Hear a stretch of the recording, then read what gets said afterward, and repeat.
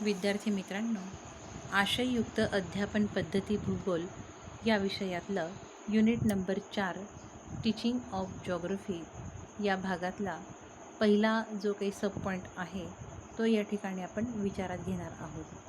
पहिल्या सब पॉईंटचं शीर्षक आहे मॅक्झिम्स ऑफ टीचिंग ऑफ जॉग्रफी, म्हणजेच भूगोल अध्यापनाची सूत्र असं त्याचं मराठीकरण आपण या ठिकाणी लक्षात घेतो. जसं गणितामध्ये काही सूत्र तुम्हाला माहीत आहेत, तसं भूगोलाच्या अध्यापनामध्ये सुद्धा काही सूत्र सांगितलेली आहेत. तर त्या सूत्रांचा अभ्यास या ठिकाणी आपण करणार आहोत.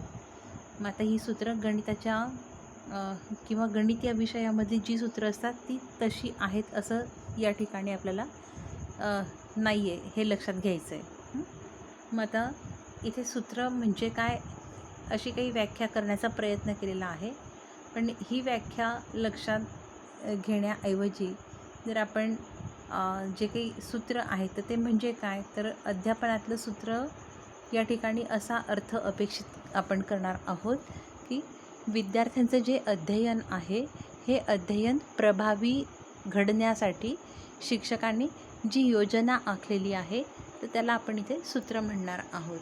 म्हणजेच विद्यार्थ्याला आपण जे शिकवणार आहोत तर ते पूर्णपणे समजण्याच्या दृष्टिकोनातून जी काही कृती शिक्षक करणार असतील त्याला सूत्र असं या ठिकाणी आपण संबोधणार आहोत. मग हे सूत्र कोणते, तर निश्चितच भूगोल अध्यापनाचं असणार आहे. मग ही वेगवेगळी सूत्र आहेत. तर त्यातलं पहिलं सूत्र सांगितलेलं आहे सोप्याकडून कठीणाकडे. याला इंग्रजीमध्ये proceed from simple to complex असं म्हटलेलं आहे, म्हणजेच सोप्याकडून कठीणाकडे. तर हे जे सूत्र आहे तर हे मानसशास्त्रीय दृष्टिकोनातून सुद्धा खूप महत्त्वाचं आहे आणि विद्यार्थ्यांच्या आकलनाच्या दृष्टीनेही अतिशय महत्त्वाचं असं सूत्र आहे. मग सोप्याकडून कठीणाकडे म्हणजे काय की भूगोल अध्यापनामध्ये जो काही पाठ्य घटक शिक्षकांनी घेतलेला आहे किंवा ज्या पाठ्यांशाचं अध्यापन करायचं आहे तर त्यातला जो सोपा भाग आहे तो सुरुवातीला घ्यायचा आहे आणि नंतर हळूहळू कठीणाकडे आणायचं आहे. मग आता सोपा भाग कोणता, कसा ओळखायचा, तर जे विद्यार्थ्यांना आकलन होण्यासाठी सहज शक्य आहे तो भाग आपण इथे सोपा समजायचा आहे. या ठिकाणी उदाहरणार्थ घेतलेलं आहे की नदीचं कार्य जर तुम्ही शिकवत असाल तर विद्यार्थ्यांना नदी माहीत आहे, नदी ही संकल्पना त्यांनी अभ्यासलेली आहे किंवा अनुभवलेली आहे. मग आता यामध्ये नदीचं कार्य जे आहे तर ते विविध प्रकारचं आहे. जसं आपण क्षरण कार्य जर म्हटलं तर या क्षरण कार्यामध्ये ती विविध प्रकारचे भूरूप तयार करते. मग त्यामध्ये यू आकाराची दरी आहे, व्ही आकाराची दरी आहे किंवा मग आणखी धबधबा आहे. मग आता या 3 भूरूपांमध्ये विद्यार्थ्याला सोपं कोणतं आहे, तर धबधबा, कारण त्याने तो पाहिलेला आहे. आणि म्हणून मग हे जे भूरूप आहे तर हे भूरूप आधी घेतलं तर हरकत काही नाही आहे. म्हणजेच काय, तर सोप्याकडून कठीणाकडे आपण हळूहळू विद्यार्थ्यांना वळवायचं आहे. तर कोणता भाग आधी घ्यायचा आणि कोणता नंतर घ्यायचा याचं स्वातंत्र्य हे शिक्षकाला असतं. आणि म्हणून आपण जो भाग विद्यार्थ्यांना शिकवणार आहोत तर त्यातला जो सोपा भाग आहे तो आधी घेणं म्हणजेच काय आहे, सोप्याकडून कठीणाकडे जाणं. मग आता याच्यानंतरचं पुढचं जे काही सूत्र आहे अध्यापनाचं ते म्हणजे ज्ञाताकडून अज्ञाताकडे.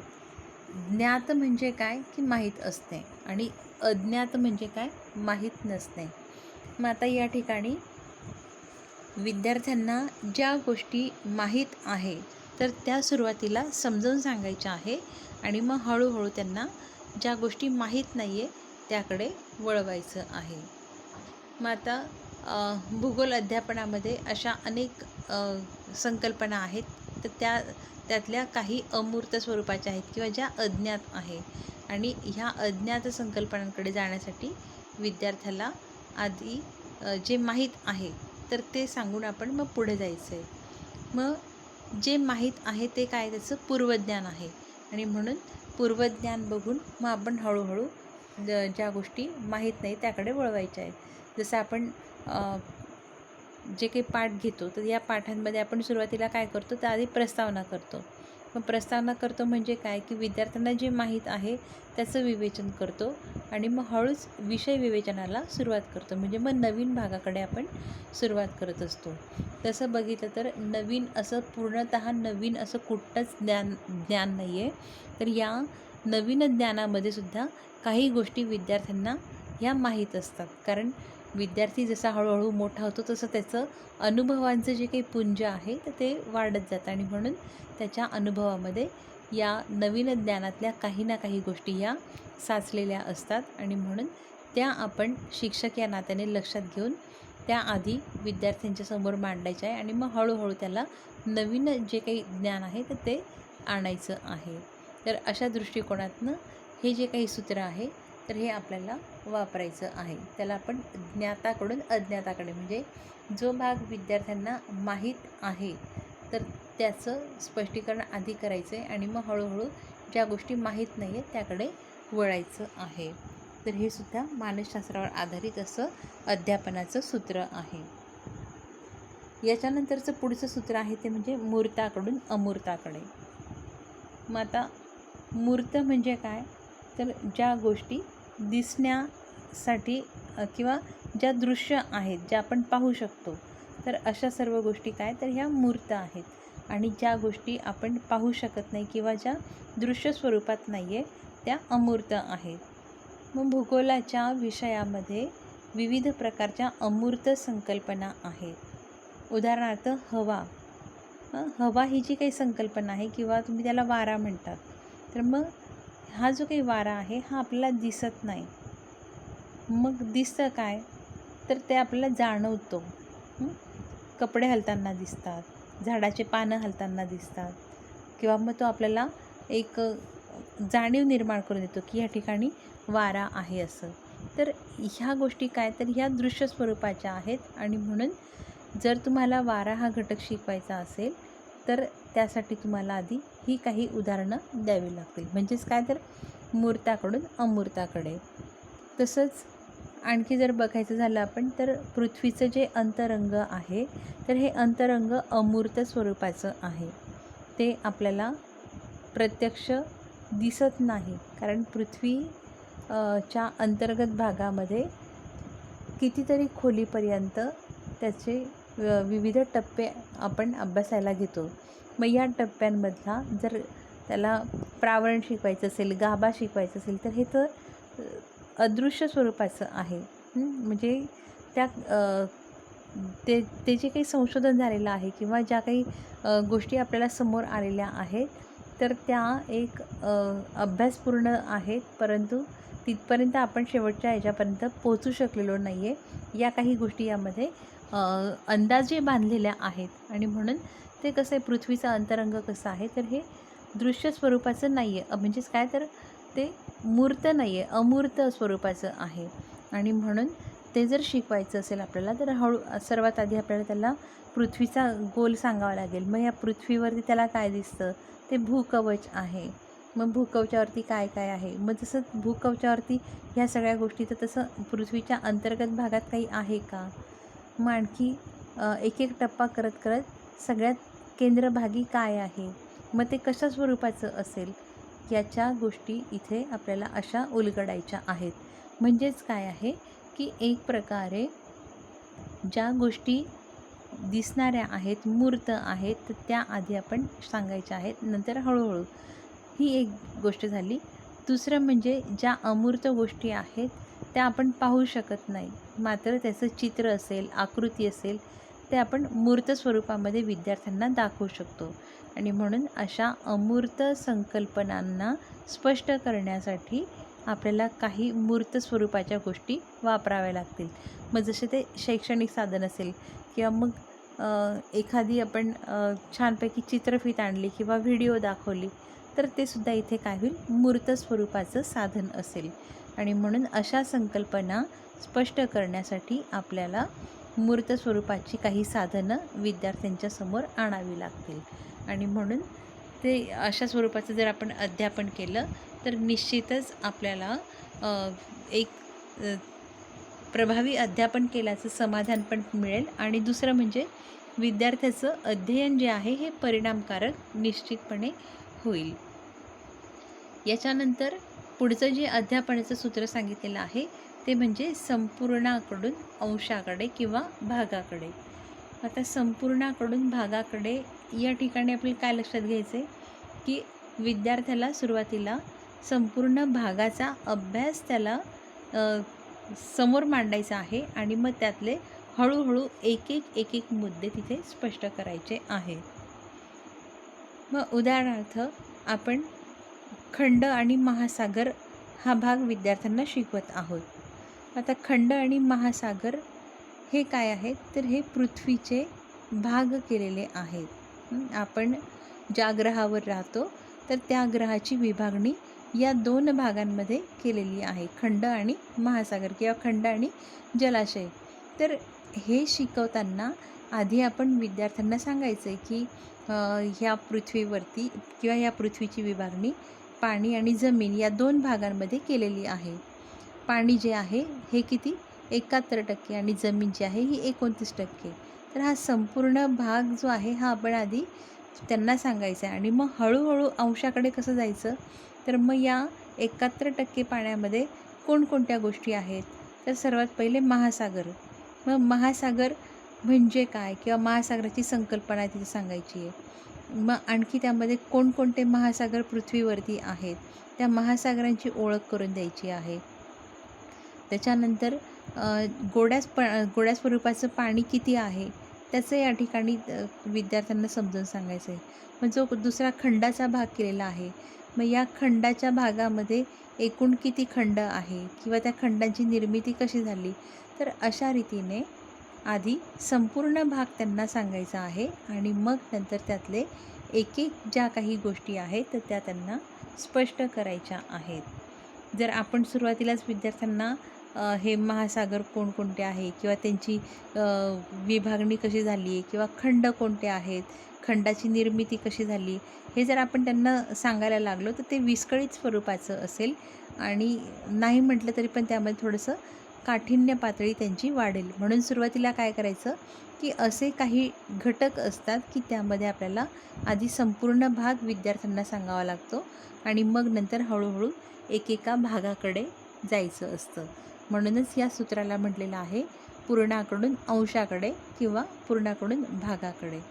तर या पद्धतीने आपल्याला भूगोलाच्या अध्यापनामध्ये कोणतं युनिट आपण शिकवणार आहोत त्याला धरून या सूत्राचा वापर आपल्याला करायचा आहे. मग याच्यानंतरचं जे पुढचं सूत्र आहे ते म्हणजे विशेषाकडून सामान्याकडे. पुढचं सूत्र आहे विशेषाकडून सामान्याकडे. मग आता विशेषाकडून सामान्याकडे म्हणजे काय तर आपण ज्या भागाचं अध्यापन करणार आहोत तर त्या भागामध्ये असा काही भाग आलेला असेल किंवा असा जर काही पाठ्यांश आलेला असेल की त्यामध्ये काहीतरी विशेष अशी घटना आहे. मग ती विशेष घटना काय आहे ती आधी सांगायची आहे आणि मग त्याला आपण अनेक उदाहरणं द्यायची आहेत. मग ही उदाहरणं काय कशी असतील तर ती सामान्याकडे नेणारी असतील. उदाहरणार्थ जर आपण घ्यायचं झालं तर आपण विद्यार्थ्यांना शिकवतो की आपण जसजसं उंच जावं किंवा जसजसं वर जावं तसतसं तापमान हे कमी कमी होत जाते.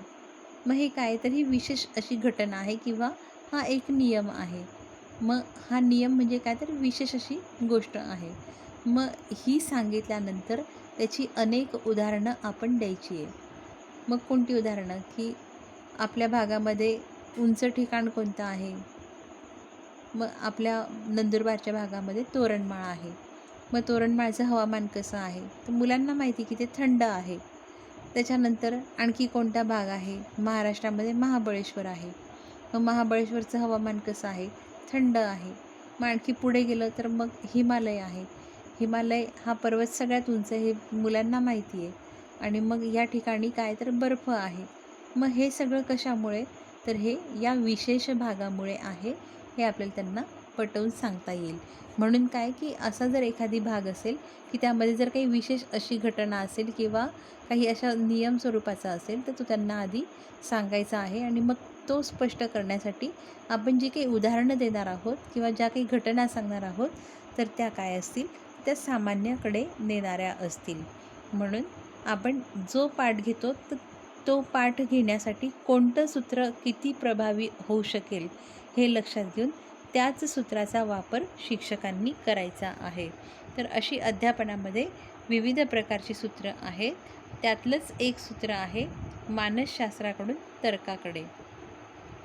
तर या ठिकाणी मानसशास्त्राकडून तर्काकडे हे जे आहे, तर यामध्ये काय बघितलेलं आहे की ज्या काही विद्यार्थ्यांच्या मानसिक क्रिया आहे किंवा जे काही बोधात्मक क्षेत्र आहे त्याचा या ठिकाणी विचार केलेला आहे.